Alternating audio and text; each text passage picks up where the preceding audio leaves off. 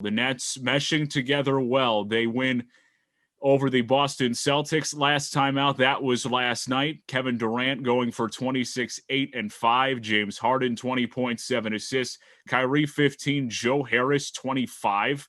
130, 108 over the Boston Celtics to take the 2-0 lead. And that is a team that I think we all knew was really dangerous and was going to be one of the best, if not the best, in the entire NBA based upon the roster. The question was, how well were they going to mesh come postseason time? And usually the stars are going to play. And the Nets have at least 2 of the top 5 in the NBA. Not sure how you feel about Kyrie Irving, but maybe 3 of the top 10 to 15.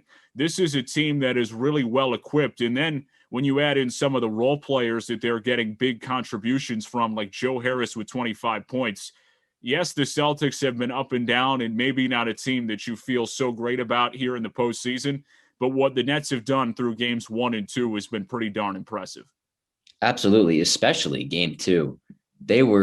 They just got ahead early and they didn't look back. And Joe Harris, he's obviously not one of the top 3 on the team. It's all about Durant, Harden, and Kyrie Irving. But Joe Harris, what he did last night, I mean, that can't be ignored. He had 25 points, 22 in the first half, and he had 7 threes. He just couldn't miss. And he was the big reason why the Nets got ahead so early. And, they went on that run in the late first quarter, early second, and they really didn't look back. And, game 2 really showed that this is the team that the Nets are. They're going to blow you out. They're going to, it's an offensive explosion, really. And this is just really, it shows that they're a real force. Obviously, we know that.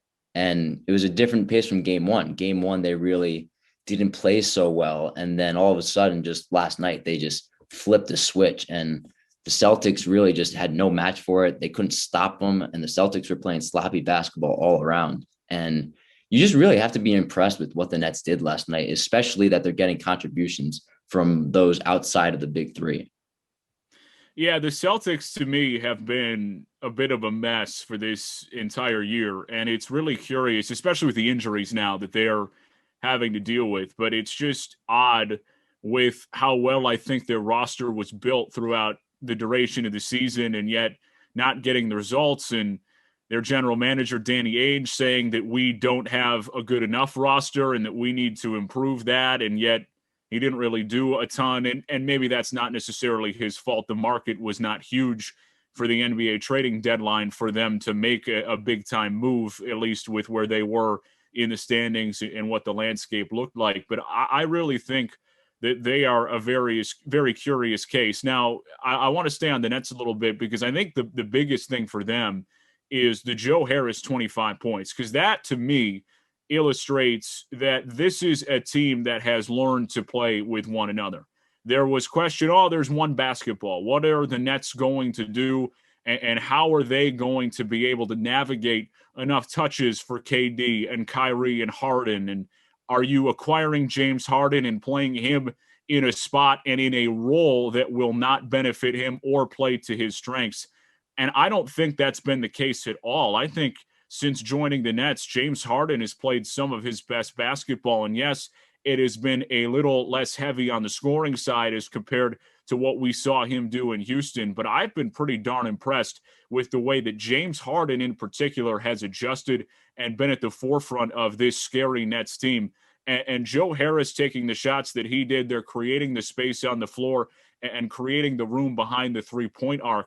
But the willingness to share the basketball has been a welcome sight for fans. If you're a Brooklyn Nets fan, I don't know how many of them there are, but if you're a Brooklyn Nets fan, that's got to be a welcome sight, because if this is a team that's going to share the basketball and play well together, I don't feel like there are too many other teams that can even challenge them, let alone stop them from lifting the Larry O'Brien trophy when this is all said and done.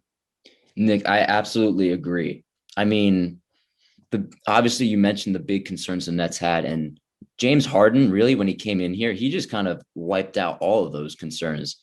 James Harden showed that he can share the basketball and he's not going to chuck up 30 shots a game. And really the egos haven't been a problem for the Nets. And when you have the talent that, Durant, Harden, and Kyrie have, that's, teams are going to focus on that. And then when you have someone like Joe Harris, who is as good of a 3-point shooter as he is, that's a weapon. And I got to say, if Joe Harris is going to shoot like this throughout the playoffs and, the big three are going to do their thing, I definitely don't see anyone in the East that can take this team down. And then really, if you get to the NBA finals, it's just, I really think this Nets team, I don't know if there's a team that can take them down. I mean, we've watched the Lakers. They've been the team that those have focused on to play them in the NBA finals should they get there. But the Lakers have their own issues now. And just seeing how the Nets are playing, no one's really last night, no one really dominated. It was really an all-around effort. Durant had 26,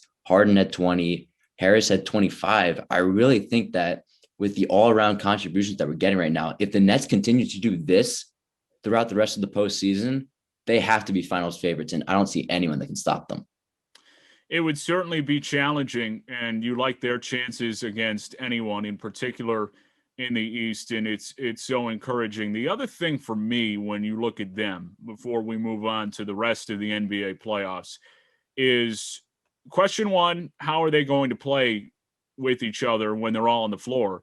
But question two was, are they all going to be on the floor? It's been Right. some health and some other challenges about player availability, and so far so good. In particular for Kevin Durant, who did only play 30 minutes last night, but in those 30 minutes he looked pretty darn healthy, and that's a great development for the Nets as well, because when these three are healthy, they seem to be in a spot where they can really unleash anything they want in their opponents. And it's just one of those things where you've really got two options on what could derail them. Doesn't seem as though those two things are going to happen. Now, there's a long way to go, and certainly injuries can happen, and certainly other teams that are more formidable than the Boston Celtics can present some other challenges that may make things a little bit more difficult for them instead of the 2-7 first round matchup. But you like what you see from the Nets from a health perspective as well. You absolutely have to. And, Kevin Durant, he played 29 minutes, Kyrie 28, Harden 27. But I mean, really, there was no reason for any of those guys to play significant minutes in the fourth quarter. You're up by 30 points. Why do you need to risk, injuries, especially with Kevin Durant and James Harden, who have dealt with injuries throughout this entire season? So I really think that if they stay healthy and Steve Nash continues to be smart with the minutes and play them only in meaningful minutes. I mean, I really think that obviously the Nets need to stay healthy. And if they can do that, I mean, they're right there. They have to win 16 games to get there. And if these three guys are all on the floor, there's no reason they can't.